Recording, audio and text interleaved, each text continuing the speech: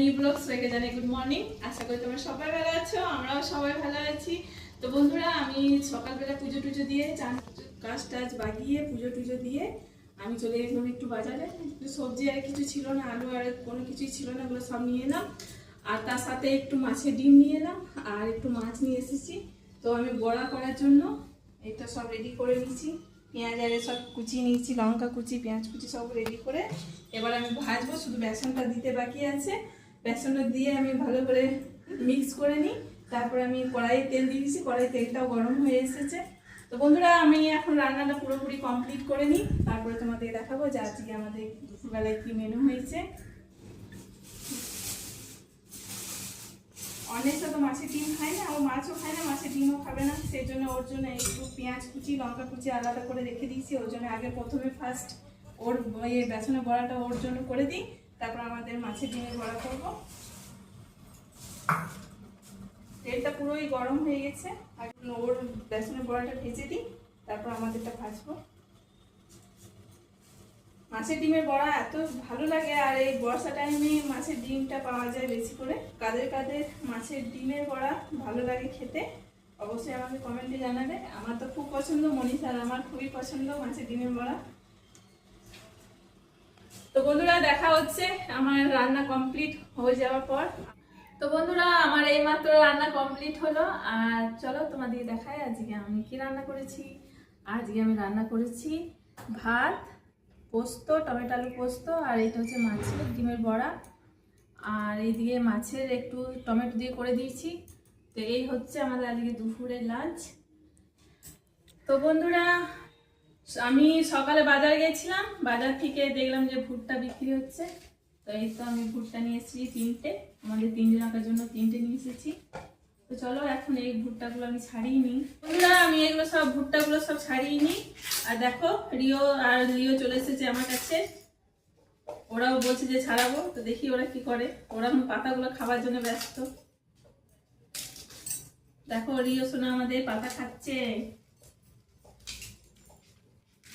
আর এই ভুট্টাটা বেশ ভালো করে পুড়িয়ে এর মধ্যে লেবুর রস আর বিট নুন, লেবু রস দিয়ে আর বিট নুন ওপর দিক দিয়ে দিয়ে দিলে খেতে হেবি সুন্দর লাগে ভুট্টা। দেখো কত বড় বড়, এগুলো এক একটা দাম নিয়েছে 10 টাকা করে। তো এখন পাতাগুলো আমি ছাড়িয়ে রেখেছি, আর দুজনাতে খেতে শুরু করে দিয়েছি পাতাগুলো। তো বন্ধুরা, আমার এই তো ভুট্টা ছাড়ানো কমপ্লিট হয়ে গেছে। দেখো কত সুন্দর বেরিয়েছে, আর অনেকে ভুট্টাগুলো থাকে, পোকা লাগাতে থাকে, এইগুলো পুরো একদম ভালো। দেখো এবার আমি এগুলো এখনো পুড়িয়ে নিই। দেখো দেখো কুটু সোনা আমাকে কি করছে, দেখো দেখো, ও খাবার জন্য ব্যস্ত। আমাকে খেতে দাও, সবসময় বান্ধবী আমাকে আমাকে কামড়াবি নাকি তুই? হ্যাঁ, চলো এগুলো আমি এখন পুড়িয়ে নিই আগুনে। পুড়িয়ে পরে এর মধ্যে লেবু রস দিয়ে ভালো করে ঘষে নেবো, লেবু রস দিয়ে, আর ওপর দিক থেকে বিট নুন ছড়িয়ে দেবো। খেতে হেভি টেস্ট লাগে। আর বন্ধুরা, তোমরা অবশ্যই আমার কমেন্টে জানাবে যে তোমরা ভুট্টা খেতে কে কে পছন্দ করো। আর এগুলো পুরো এখন এটা সবে হয়েছে, কচি কচি আছে, বেশি বড় হয়নি দানাগুলো। দেখো দানাগুলো বেশি বড় হয়নি, আর যেগুলো বেশি বড় বড় হয়ে যায় সেগুলো এতটা খেতে ভালো লাগে না, এগুলো খুব মিষ্টি লাগবে। তো আমি এগুলো এখন আগুনে পুড়িয়ে নিই, পুড়িয়ে পরে এর মধ্যে লেবু রস দেবো। ভুট্টা পোড়া রেডি হয়ে গেছে, দেখো কি সুন্দর পুড়ে গেছে ভুট্টাগুলো। আর আমি একটা লেবুও নিয়ে নিচ্ছি, লেবুটা এর মধ্যে ঘষে দেবো আর নুন দিয়ে দেবো উপর থেকে।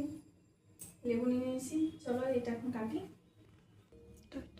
এখন আমি একটা লেবু নিয়ে নিয়েছি, আর এটা আমি অল্প মতো কেটে নিই, কেটে পরে এর মধ্যে ঘষে দেবো। বেশি কাটবো না, অল্প কাটবো, তাহলে ভাত দিয়েও খাওয়া যাবে লেবুটা।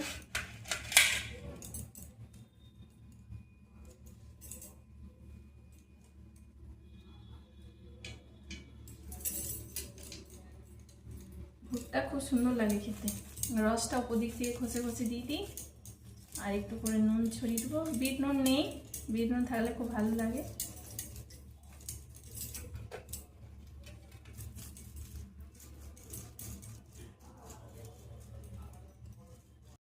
নুন নিয়ে নিয়েছি, একটু নুনগুলো করে দিই, ভুলিয়ে দিই নুনগুলো।